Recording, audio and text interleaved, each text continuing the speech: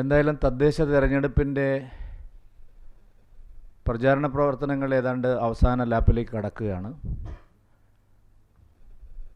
9-ാം തീയതിയും 11-ാം തീയതിയുമായി നടക്കുന്ന തദ്ദേശ തെരഞ്ഞെടുപ്പ്, ആ തെരഞ്ഞെടുപ്പ് അടുക്കുന്തോറും കേരളത്തിലെ പ്രബലമായ രണ്ട് മുന്നണികളും വലിയ തോതിൽ മുഖം നഷ്ടപ്പെട്ട് നിൽക്കുന്ന ഒരു സ്ഥിതിയിലാണ് ഇപ്പോഴുള്ളത്. LDF ഗവൺമെൻറ്റിനെതിരായിട്ട് ഓരോ ദിവസവും കൂടുതൽ അഴിമതി കഥകൾ, അതുപോലെ സർക്കാരിനെതിരായിട്ടുള്ള നിരവധിയായിട്ടുള്ള ആക്ഷേപങ്ങൾ ഉയർന്നുകൊണ്ടിരിക്കുകയാണ്. UDFനും നിവർന്നു നിന്ന് ഈ തെരഞ്ഞെടുപ്പിനെ നേരിടാൻ പറ്റാത്ത ഒരു അപജയത്തിലേക്ക് അവരും വന്നിരിക്കുകയാണ്. ഏറ്റവും ഒടുവിൽ ഇന്ന് കൊല്ലം വിജിലൻസ് കോടതിയിൽ ശബരിമല സ്വർണ്ണക്കൊള്ളയെ സംബന്ധിച്ച് സർക്കാർ അഭിഭാഷകർ നൽകിയ സത്യവാങ്മൂലം, അത് ഈ സർക്കാരിന് സ്വർണ്ണക്കൊള്ള അന്വേഷണത്തിൽ സത്യം പുറത്തു വരാതിരിക്കാൻ എത്രമാത്രം വ്യഗ്രതയുണ്ട് എന്നുള്ളതിൻ്റെ തെളിവാണ്. കഴിഞ്ഞ ദിവസം റാന്നി കോടതിയിൽ എൻഫോഴ്സ്മെൻറ്റ് ഡയറക്ടറേറ്റ് ഈ സ്വർണ്ണക്കൊള്ള കേസിൻ്റെ FIR ആവശ്യപ്പെട്ടുകൊണ്ട് ഒരു അന്വേഷണം നടത്തിയിരുന്നു. അന്ന് അവിടെ നിന്ന് അവർ പറഞ്ഞത് ബഹുമാനപ്പെട്ട ഹൈക്കോടതിയുടെ ഉത്തരവ് ഇക്കാര്യത്തിൽ ആവശ്യമുണ്ടെന്നാണ്.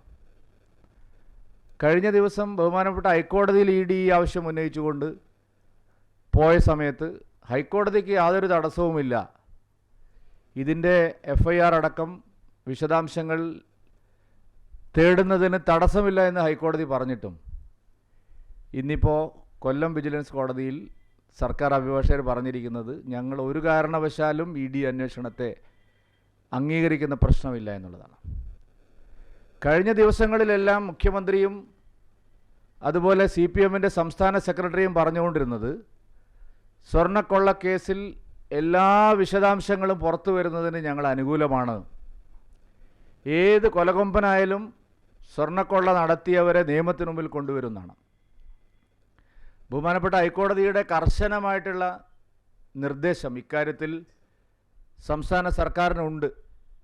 SIT രൂപീകരിക്കുന്നതിലും അന്വേഷണ വിവരങ്ങൾ യഥാസമയം ബോധ്യപ്പെടുത്തുന്നതിലും ഹൈക്കോടതി കൃത്യമായിട്ടുള്ള നിർദ്ദേശം ഈ സർക്കാരിന് നൽകിയതാണ്. എന്നാൽ പത്മകുമാറിൻ്റെ അറസ്റ്റോടുകൂടി ഈ കേസ് അന്വേഷണം ഏതാണ്ട് അവസാനിപ്പിക്കുന്ന നിലയിലേക്കാണ് സർക്കാർ പോകുന്നത്. CPMൻ്റെ ഉന്നതരായ രണ്ട് നേതാക്കളാണ് വാസുവും പത്മകുമാറും. അവർക്ക് ആ പാർട്ടിയുമായിട്ടുള്ള ബന്ധത്തെ സംബന്ധിച്ച് ഇനി ഒരു വ്യക്തതയുടെയും കുറവില്ല.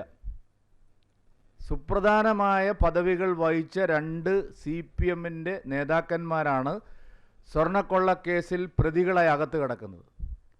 പത്മകുമാറിനാവട്ടെ പുതിയൊരു കേസ് കൂടി ഇപ്പോൾ ഈ അന്വേഷണ സംഘം കൊടുത്തിരിക്കുകയാണ്. ദ്വാരപാലക ശില്പത്തിൻ്റെ കേസ് കൂടി ഇപ്പോൾ പത്മകുമാറിൻ്റെ പേരിൽ ചാർത്തിയിരിക്കുകയാണ്. പത്മകുമാറിൻ്റേതടക്കമുള്ള മൊഴികൾ, അന്വേഷണ സംഘത്തിന് നൽകിയ മൊഴികളുടെ മുഴുവൻ വിശദാംശങ്ങളും ബഹുമാനപ്പെട്ട കേരള ഹൈക്കോടതിയിൽ നിന്ന് ഈ സർക്കാർ മറച്ചുവെക്കുകയാണ് അന്വേഷണ സംഘം. ഈ കേസ് അന്വേഷണം ആരംഭിച്ച സമയത്ത് അറസ്റ്റിലായ ഉണ്ണികൃഷ്ണൻ പോറ്റി മുതൽ പത്മകുമാർ വരെ നൽകിയ മൊഴികളിൽ വളരെ വ്യക്തമായി ഇതിലെ രാഷ്ട്രീയ ബന്ധം മന്ത്രിമാരുടെ അടുത്തേക്കും ഉണ്ടായിരുന്ന ദേവസ്വം ബോർഡ് പ്രസിഡന്റിൻ്റെ അടുത്തേക്കും അന്വേഷണം പോകുന്ന രീതിയിലുള്ള മൊഴികളാണ് എല്ലാ പ്രതികളിൽ നിന്നും അന്വേഷണ സംഘത്തിന് ലഭിച്ചത്. എന്നാൽ ആ മൊഴിയുടെ പൂർണ്ണമായിട്ടുള്ള വിശദാംശങ്ങൾ ഇപ്പോഴും ബഹുമാനപ്പെട്ട ഹൈക്കോടതിയെ അറിയിക്കാൻ അന്വേഷണ സംഘം തയ്യാറായിട്ടില്ല.